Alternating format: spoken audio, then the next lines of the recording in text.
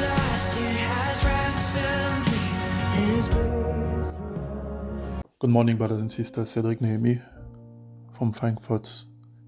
Today's prophetic word is in Matthew chapter 13, verse 29 or 25, The Bible says, "But while his men were sleeping, his enemy came and sowed tares among the wheat and went away." It's an interesting story where Jesus is talking about somebody who sowed wheat. And then after that, while they were sleeping, and it's interesting as well to notice that the Bible stresses that it was while they were sleeping that the enemy came. It did not come anytime while they were sleeping. Then he came also a sword. He did not come to destroy directly what was sowed, but he rather sowed as well. That is interesting. The enemy did not want necessarily to damage what was put in the ground, but he wanted to bring some confusion on the field. But he did not do it anytime. He came while people were sleeping. When we sleep, we lose partially consciousness. We are as good as dead. What is going on around us, we often do not know unless you have light sleep. But for some of us, when you sleep, you are in deep sleep. Things are happening and you don't know. And that is the time where the enemy came and sowed as well. He came while people were sleeping. This is to tell you that your enemy will not come. The devil will not come while you are awake. You will look for a time where you are distracted. You look for a time where things are taking your attention and you are not conscious about the spiritual things that are happening around you. You are not conscious about your spiritual life or are not just not paying attention about that.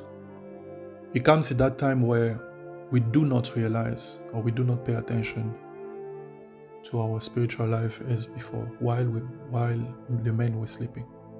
And it says, he sowed as well. You see, it's when we sleep or when we are distracted that certain things come into our lives. We have the word of God, the wheat in our hearts.